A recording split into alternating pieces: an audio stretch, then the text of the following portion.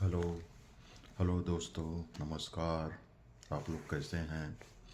अपेक्षा करता हूँ, आशा करता हूँ कि आप लोग सुखसल, मंगलमय, आनंद से होंगे।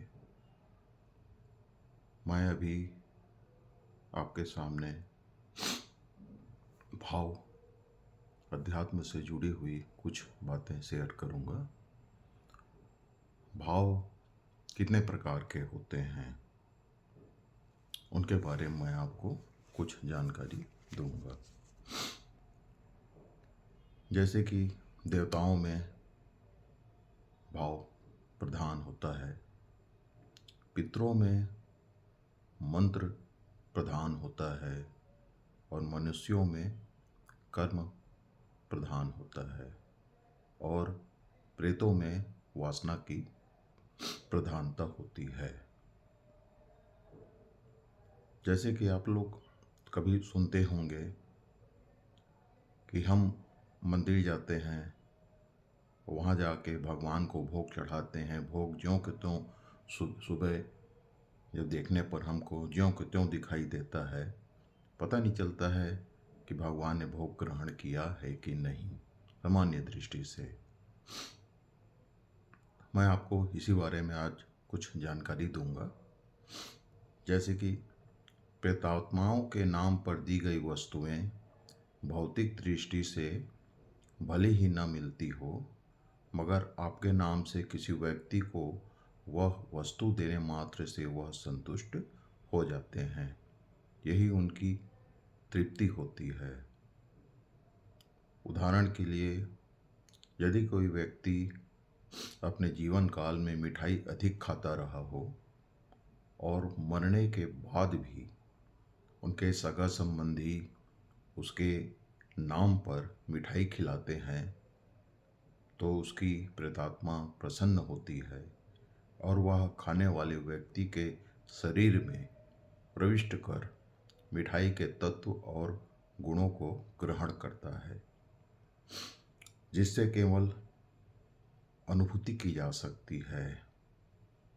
इसलिए भोग ग्रहण करने के बाद भी वह वस्तु हमें ज्यों के त्यों दिखाई देता है, लेकिन वह वस्तु वह सूक्ष्म रूप से ग्रहण कर लेता है। जीवन काल में मनुष्य की जो वासना सबसे अधिक प्रबल और स्थायी रहती है, वही वासना मरने के बाद भी प्रबल और स्थायी रहती है। प्रेत शरीर केवल भोग शरीर है और मानव शरीर भोग और कर्ममय दोनों शरीर है। भौतिक शरीर के द्वारा भोग और कर्म दोनों किया जाता है, जबकि प्रेत शरीर के द्वारा केवल भोग किया जाता है। प्रेत शरीर के पास भौतिक शरीर नहीं होता है, इसलिए वे भौतिक शरीर वाले मनुष्यों के ऊपर हावी होकर भोग करते हैं, जिसको हम दूसरी भाषा में बोलते हैं कि उनके ऊपर किसी चीज का साया है। अब यहाँ पर एक प्रश्न आता है कि शरीर कितने प्रकार का होता है। तो शरीर 3 प्रकार का होता है: भौतिक शरीर, प्रेत शरीर और सूक्ष्म शरीर। ये तीनों शरीर एक साथ मनुष्य के भीतर होती है। उसी प्रकार आत्मा भी 3 प्रकार की होती है: दिव्यात्मा, देवात्मा और मनुष्यात्मा। मनुष्यात्मा के 3 भेद होते हैं: जीवात्मा, सूक्ष्मात्मा और प्रेतात्मा।